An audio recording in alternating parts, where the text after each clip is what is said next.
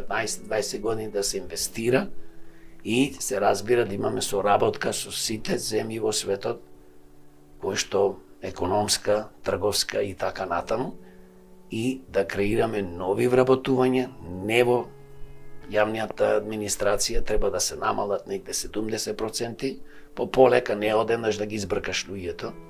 Тоа не е решение, значи има начини како луѓето се пензионираат, луѓето се префрлуваат од, пример, од администрација во тие фабрики, производствени погони и така натаму, во земјоделие.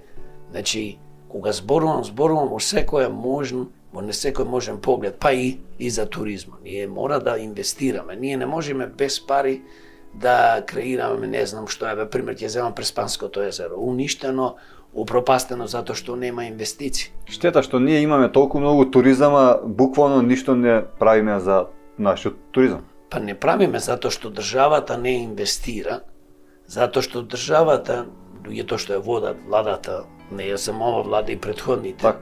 не сака да седнат и секојдневно да работат, не само да привлеча странски инвестиции, туку и овие кредити што ги земаме, наместо да ги дават на неспособни градоначалници и советници, да ги финансираат општините за некои си идиотски тротоарчина и некои улици,